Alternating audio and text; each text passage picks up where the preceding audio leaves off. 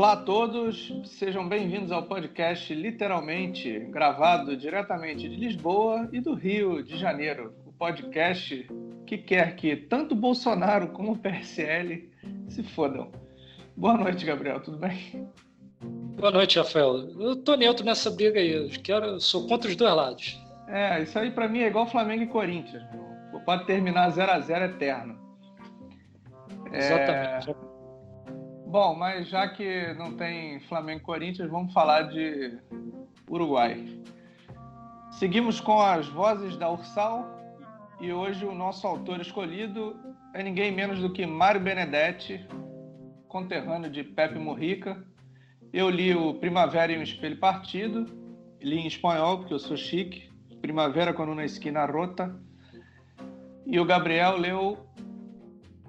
Eu li dois livros, na verdade, Rafael. Eu li o primeiro, A Borra do Café. Presta atenção que é borra com B de bola, tá? Não é outra palavra. Não é a porra do café. Exato. É igual o nosso querido presidente aí falou: eles não estão interessados na porra da árvore. É borra com B. E também reli, né? A Trégua, que era um livro que eu tinha lido há mais de 10 anos. Esse eu também já tinha lido, mas é só você que vai falar dele, porque eu confesso que eu não lembro de muita coisa. Talvez quando você começar a falar eu lembre. Certo, então. Então começa aí você. Fala Tá, aí. vou começar com o meu, já que tu vai falar de dois. Tu fala por mais tempo seguido. Bom, meu livro é um livro que fala sobre a separação de uma família por conta do regime militar uruguaio. Ele conta a história do Santiago, que está preso num presídio chamado Libertar, uma ironia fina do Benedetti. Da mulher dele, da Graciela, que está no exílio com a filha, a Beatriz, que é um dos personagens infantis mais fantásticos da literatura que eu já passei. Você comentou que ela era muito espirituosa, e realmente ela é. O sogro dela, pai do Santiago, Dom Rafael, e o Rolando, que é uma peça-chave nessa história do Benedetti, que é o homem pela qual a Graciela acaba se apaixonando após tanto tempo longe do marido. Ela, de alguma forma, precisa seguir a vida dela, né? E daí que vem acho que o principal clímax do livro. E além dos personagens fictícios da história, o Benedetti fala dele, porque durante a ditadura ele também precisou se exilar. Ele conta algumas histórias de como ele precisou fugir às pressas do exílio no Peru, que o governo peruano cismou com ele que ele tinha que sair de lá, e ele precisou pegar um voo de um dia para o outro. Deram, se não me engano, 1 hora para ele organizar as coisas dele, ir para o aeroporto e sair. Fala sobre amigos que acabaram morrendo no exílio, sobre, enfim, a vida dele, com quem ele conviveu nesse período turbulento de sua história. O livro, o mais interessante do livro é não seguir uma forma de narrativa única. O Benedetti escolhe várias vozes para contar a história. Ele conta como narrador, ele conta pela voz da Graciela, pela voz do Dom Rafael, pela voz de Santiago, que tá preso, e pela voz da pequena Beatriz, e é impressionante como ele consegue fazer reproduzir de forma fantástica uma criança, mesmo já tendo 60 anos na época que ele escreveu o livro. Eu achei muito curiosa a forma como ele constrói a linguagem da criança, porque a repetição de palavras, as dúvidas. E me lembrou um pouco a forma como a Beatriz fala, o livro do Knausgaard, do norueguês, que escreveu aquela série lá falando mal da família. Ele também escreveu Sim. uma série para a filha, não sei se você conhece, Gabriel. Não conheço não. Ele escreveu uma série para a filha, ele explicando o mundo para a filha. São como se fossem cartas que ele manda para a filha, dizendo o que é uma cadeira, o que é um ventilador, o que é, sei lá, um rim. E a Beatriz tem muito disso no livro, dela descobrindo algumas palavras que ela não conhecia, como, por exemplo, poluição. Tem um capítulo que o o Rolando fala com ela que, sei lá, o ar está muito poluído, aí ela vai descobrindo o que é poluição, o que é atmosfera, o que é, como funciona um aeroporto. Então é curiosa ver esse outro lado, né, da explicação, como a criança entende algumas coisas. É só uma comparação com um livro mais atual, que é o No Outono, na Primavera, no Verão e no Inverno, do norueguês. Acho que é isso. O Benedetti consegue, de forma magistral, mostrar como a ditadura pode ser ruim, não só não mostrando só tipo, a parte de guerrilha, dessas coisas, é mais o lado pessoal da coisa. Comparando, mal comparando assim com o cinema brasileiro, você lembra de O Que é Isso, Companheiro, né? Provavelmente Lembro, né? foi indicado ao Oscar. É uma parte da história do Brasil que ele fala mais da parte da guerrilha, do sequestro, da luta armada. E tem aquele outro filme, O Ano que Meus Pais Saíram de Férias, que mostra um pouco da visão da criança, com os pais longe. É um pouco mais lúdico, né? A forma de contar a história. Então, Benedetti consegue, de forma magistral, repassar esse período estranho da história da América Latina, marcado por ditaduras. Ele foca na do Uruguai, que é o país natal dele. Mas o livro é fantástico, um dos melhores livros que eu já li. Você também já leu, você pode falar alguma coisa, Gabriel, que eu já falei pra cacete. Então, Rafael, só para completar o que você já falou, que você já falou bem, falou bastante. Bem, eu considero dos livros que eu li do Benedetti esse o mais ambicioso, mas é engraçado que é um livro ambicioso de um escritor que não é nada ambicioso, né? Porque ele não Uhum. tem, por exemplo, ele não é um Saramago que peraí, eu vou fazer aqui um grande recurso estilístico de acabar com pontuação, fazer tudo em vírgula, enfim, ele também Sim. não é um James Joyce que vai chegar e vai falar, não, vou fazer um livro aqui imitando a Odisseia num dia inteiro, cheio de neologismos e não sei o quê, então Ele não ele, inventa, né? apare... ele aparentemente ele é um texto simples, tanto que você pega um livro para ler e se lê, consegue ler rapidamente, em um, dois dias Sim. você lê 150, 200 páginas que os livros dele costumam ter. E só que nesse livro, o que é a ousadia dele? Ele constrói esses vários personagens, um completamente diferente do outro, né? Então ele tem, por exemplo, o Dom Rafael, né, que é o pai do Santiago. É Sim. um senhor que já está no final da vida, está morando no exílio, então tem a questão de morrer no exílio, que é muito importante para ele, ele quer voltar ao país dele. Tem a Uhum. questão dele também não sabe se vai voltar a ver o filho vivo ou não. Tem o próprio Santiago, que, embora seja inocente do crime que ele é acusado, ele também tem a sua culpa em outra coisa, Sim. e ele também não sabe, tem esse problema, tem a questão de ele estar preso e não pode confiar no companheiro de cela porque acredita que o companheiro pode ser um espião, né? Ele não sabe se seu companheiro é outro preso político ou um espião. Uhum. Então, você vê até essa questão de jogar um contra o outro também tá presente nesse livro. Você tem a Graciela, né, que é a esposa do Santiago, que já está 5 anos sem ver o marido. Ele não sabe, né? O marido pode sair no dia seguinte, ou pode ficar preso mais 20 anos. Ela não tem a menor ideia de Sim. quando o marido vai sair da prisão.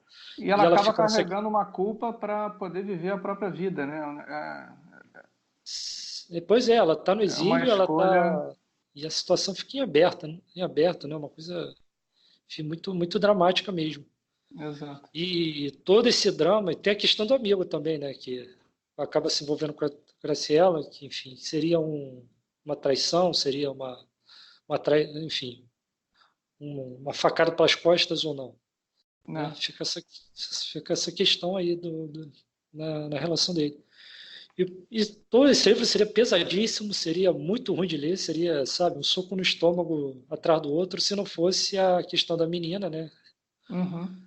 Na semana passada, quando a gente anunciou esse livro, eu até comentei que era a melhor criança que eu já li em todos os livros, e realmente a Sem garota dúvida. é sensacional.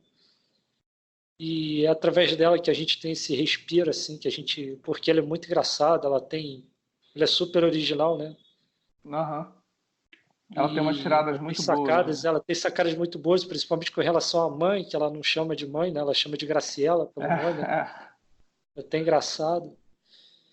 E mas ele também bota ali a questão da criança, né? Já que a menina era um bebê quando o pai foi preso, então ela não lembra do pai, e ela idealiza o pai, e ela sonha com as coisas que as outras crianças fazem, que ela não faz, e ela quer fazer também, por exemplo, ir ao zoológico.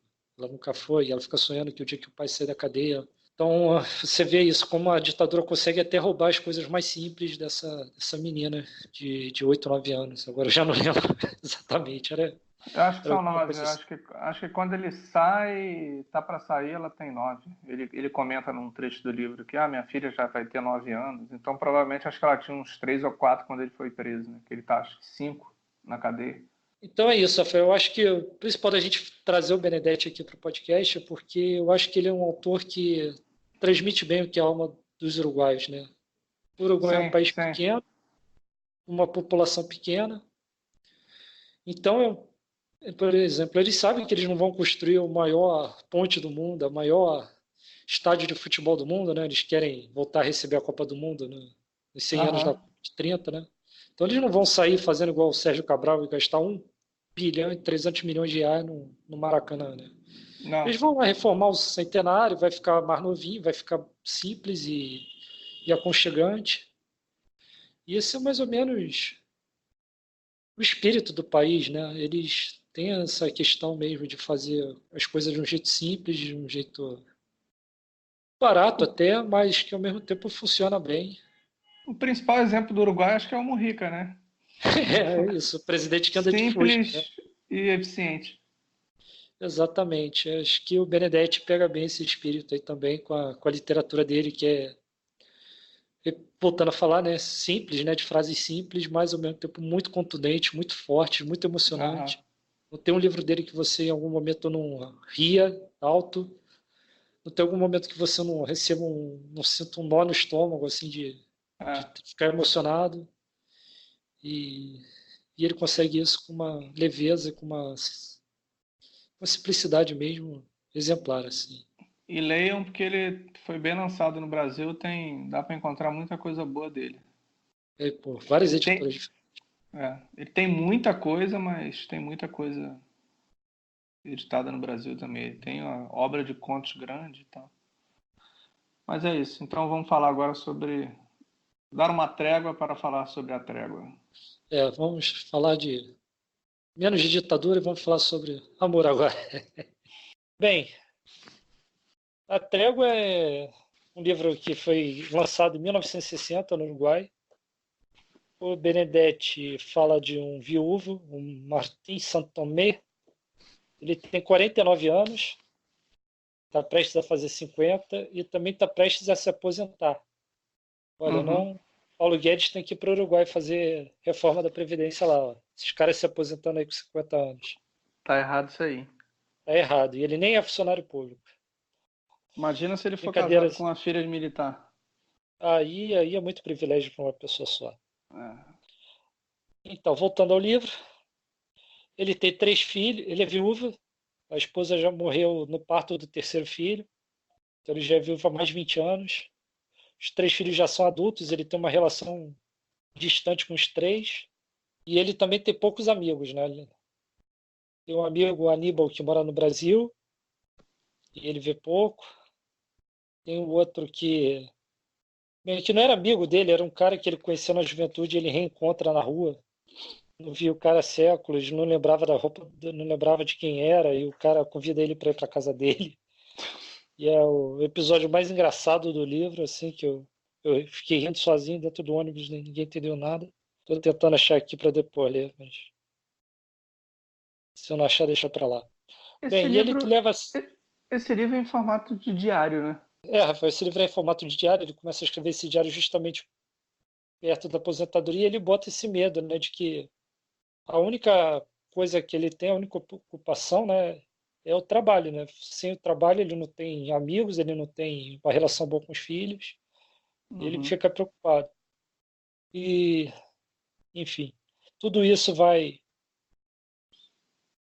mudar quando chega uma leva nova de funcionários no escritório, né? São meninos, né, de 20 e poucos anos, e entre eles tem uma moça, Laura Abeixaneda, Uhum.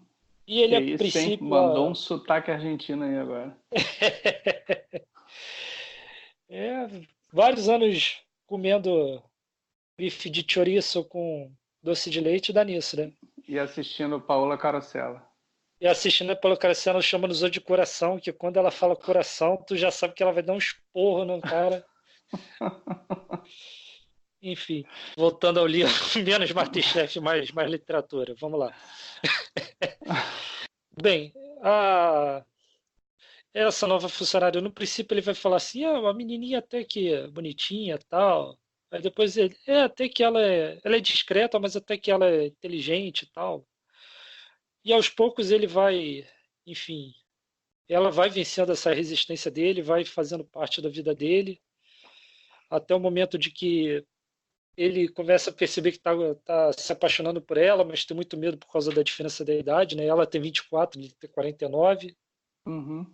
Aí até que o momento que ele finalmente ele começa a conhecer a rotina dela para forçar um encontro casual, né? Do tipo, oi, você é por aqui? Oh, nossa, não sabia que você também passava por aqui e tal.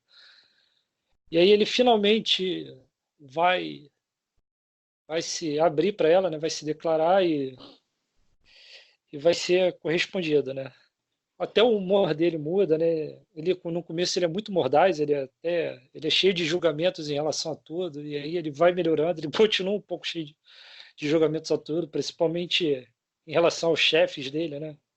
Uhum. Ele fala da diretoria, toda vez que ele fala da diretoria com um certo rancor e um humor ácido, assim, é bem legal. Aquele velho bem humorado, né? Na verdade ele não é um velho, né? Ele tem 49 ainda. É, mas Mas, na época, em 1960, é, é, 49, já era já um tá. rapaz. E aí, enfim, ele faz várias reflexões sobre a juventude, sobre a velhice, né? Tem uma parte que ele diz, bom, que eu tô com 40 anos, o pessoal fala assim, você ainda é jovem. E quanto tempo vai durar esse ainda, né?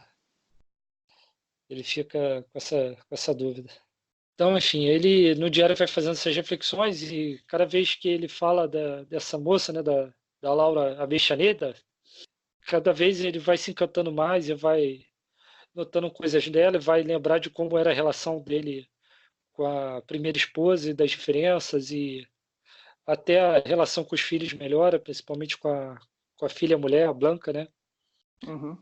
Então, enfim, isso vai melhorando a vida dele, mas sem querer dar spoiler, lembra que o nome do livro é A Trégua, né? Em algum momento. A Guerra Volta. Bem, tem essa parte aqui que eu acho mais engraçada, eu achei que eu vou falar.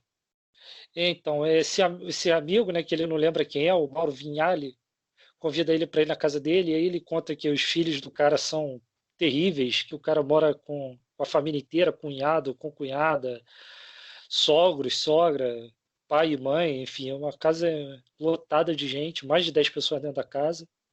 Uhum. E aí ele está descrevendo esse jantar terrível que ele está tendo, até que o cara chama ele para ver fotos do passado.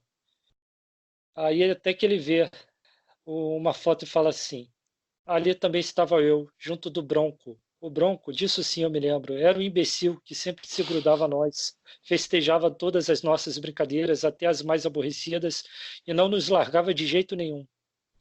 Eu não me lembrava do seu nome, mas tinha certeza de que aquele era o Bronco.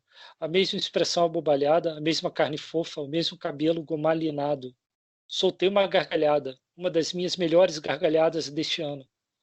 De que você está rindo? Perguntou Vinhale. Do Bronco, veja só que figura. Então Vinhale baixou os olhos, deu uma relanceada envergonhada pelos rostos da mulher, dos sogros, do cunhado, da concunhada e disse com voz abafada: achei que você não se lembrava desse apelido. Nunca gostei de que me chamasse assim. Aquilo me pegou totalmente de surpresa. Fiquei sem saber o que fazer e o que dizer. Com quem então Mário Vinhale e o Bronco eram a mesma pessoa? Olhei para ele, voltei a olhar e confirmei que ele era estúpido, chato e abobalhado. Então, Rafael, você vê que nessa parte, enfim, é um livro que Pô, muito boa. é muito lírico, assim, por essa questão do homem que se reapaixona depois de mais de 20 anos, Uhum. das dúvidas dele pela diferença de idade, né? E Pode soar um pouco machista, mas Mas é até curioso, porque é um livro de 1960 e essa personagem, a Laura, né? Ela Sim. é uma feminista, assim, né? E ela se identifica, assim, não como feminista, mas ela expõe as ideias dela. E, e tem até uma questão sobre a homossexualidade, né? De um dos funcionários que é homossexual, enfim. Então, é um livro surpreendentemente contemporâneo, assim, para o Uruguai em 1960, né? Lembrando que o Uruguai é um país pequeno, Montevidéu, que é a metrópole deles, pô, é menor que Nova Iguaçu. Nem se compara com as grandes cidades brasileiras. Pois é, então, assim, surpreendentemente atual e, ao mesmo tempo, o livro tem muitos alívios cômicos, assim, então... E como eu já Muito disse, o bom. Benedetti é um cara que consegue escrever simples, assim, você lê o livro rápido, Uhum. mas, ao mesmo tempo, ele é E é, muito... e Né? é difícil você fazer alguém rir assim num livro, né? Que você, tipo um trecho, esse trecho que você leu é engraçado, né? Tipo, se você não estiver escrevendo uma piada, algo que seja feito para rir, você fazer a pessoa rir assim, simplesmente contando a história, eu acho bem complicado para literatura. Nossa, assim, E ele ele, tinha... e ele faz isso de forma simples, né?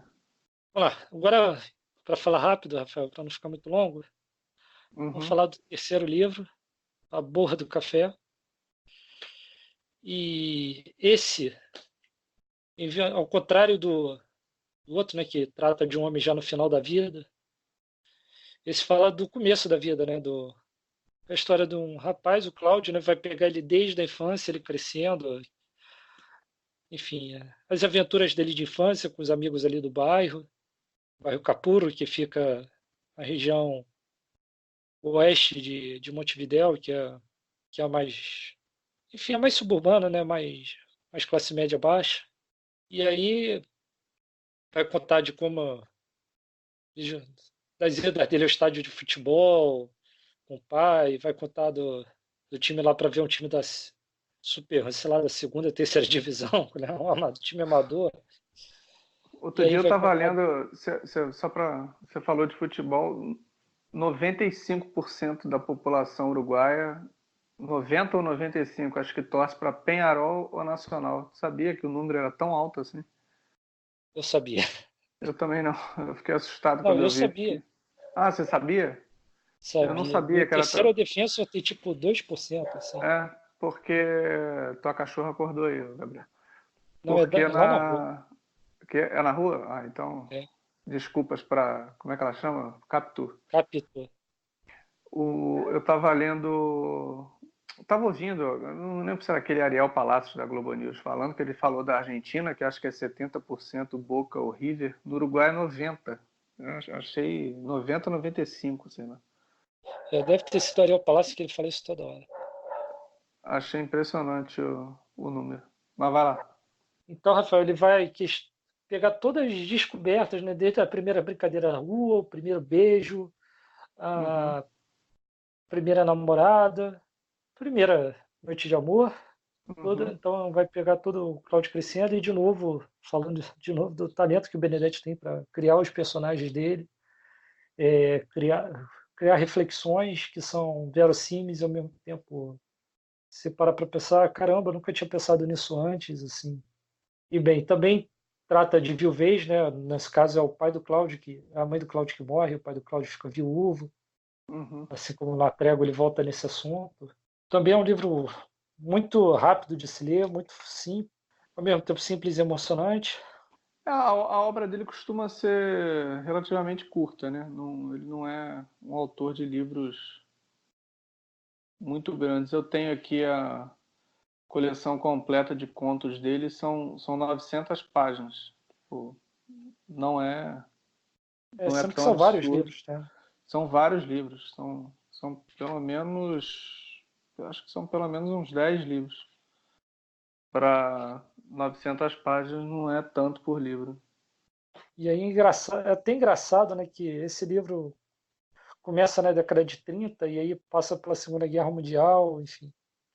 Então ele vai pegando toda essa questão da guerra também. Ele tem a família tem uma empregada que é montenegrina, né, que fugiu dos problemas lá que a Iugoslávia estava enfrentando, né, principalmente no Entre Guerras, né, já que foi Aham. ali que começou a Primeira Guerra Mundial, então é lógico que estava tudo destruído.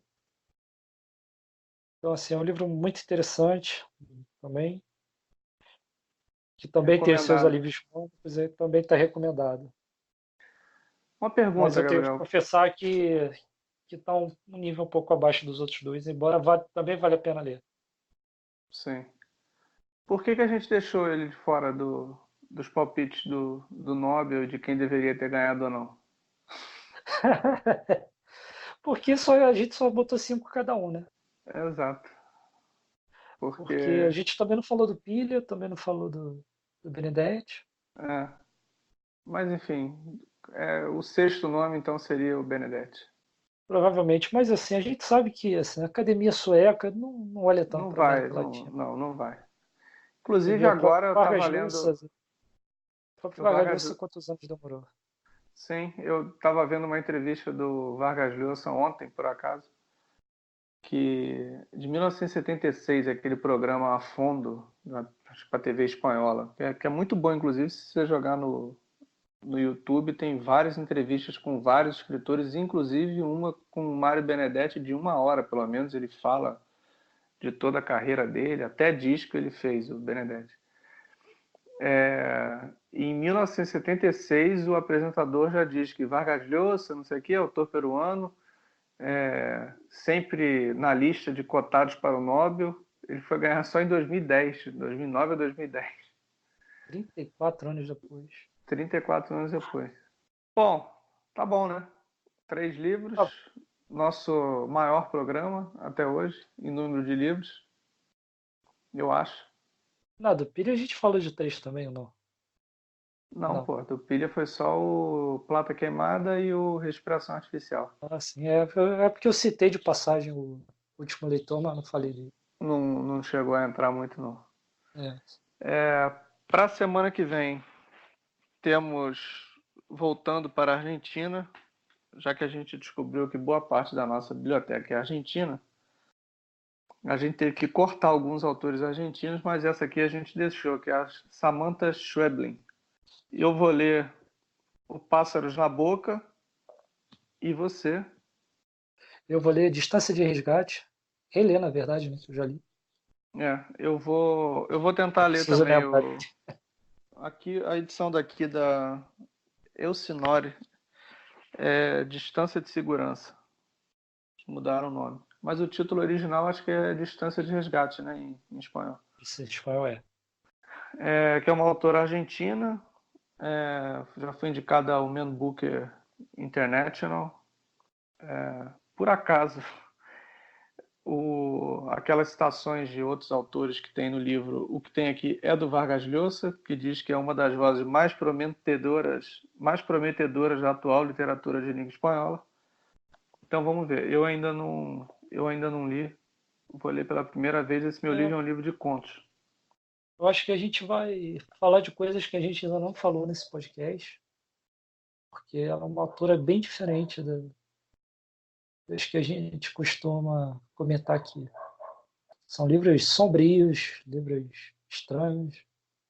Eu vi uma entrevista dela, eles questionavam muito isso, de que, porque suas histórias nem sempre têm final, o que, que você acha disso? Se as pessoas reclamam, se as pessoas não reclamam. Ela falando um pouco sobre essa literatura que ela fazia. Acho que ela morou em Berlim durante um tempo, né? Eu não sei. Sei que ela tem sobrenome alemão, né? Então, é capaz. Schweblin. Não sei nem se é assim que fala, se não for, corrijam-nos. Mas é isso. Ficamos por aqui, já falamos demais. E só para avisar que quinta-feira tem Nobel. É aquela coisa, né? Se a gente conhecer, como são dois vencedores, provavelmente a gente deve conhecer um, né? Pelo menos, né? A gente faz um programinha rápido para falar sobre a entrega do prêmio, sobre os autores que ganharam. Se a gente não conhecer, vai me desculpar, mas a gente não vai ficar falando de livro que a gente não leu, então. Esse é um Não, ponto pacífico entre a gente, né? E esse é, negócio de nunca li, mas recomendo, não é com a gente, não. a gente a gente concorda e sabe que isso é um tanto quanto esquisito. Mas, bom, falando de autores que a gente não leu, o Afonso Reis Cabral ganhou o prêmio Saramago hoje, só para deixar registrado aqui. Ele é português, tem 29 anos. O primeiro livro dele, O Meu Irmão, ele ganhou o prêmio Leia, 2014. E esse que é o segundo, ele ganhou, que é o Pão de Açúcar, ele ganhou o prêmio Saramago, que é entregue de 2 em 2 anos. O último foi o Julian Fuchs com A Resistência. Então, parabéns aí pro Afonso Reis Cabral. Não li, então não comentarei, nem você, né, Gabriel? Não, não vou comentar, só que eu li a sinopse e parece interessante. Eu estava vendo uma resenha, disseram que lembra um pouco a forma como o Capote escreveu A Sangue Frio, que também caiu no do Pilha, né? Que também é comparado com o livro do Capote. Acho que segue a mesma linha de literatura, de pegar um fato real e transformar aquilo em ficção. Deve ser interessante. Vamos ver. Então Enfim, quando tá. a gente lê, a gente comenta. A gente faz um programa sobre os premiados com o Prêmio Saramago. Mais uma promessa que provavelmente não será cumprida, mas enfim. Até a próxima. Até quinta ou até semana que vem só. Depende de quem ganhar o Nobel. Vamos torcer para ser alguém conhecido, não ser ninguém da cota sueca de literatura. Um abraço. Um abraço. Vamos torcer aí para Maquilma, por exemplo, que todo mundo leu. Ou Radon Assar, Radon Assar. Que eu sempre torço. Paulo Coelho. Paulo Coelho é bom, hein? Mas eu Valeu. não posso falar dele. Um abraço.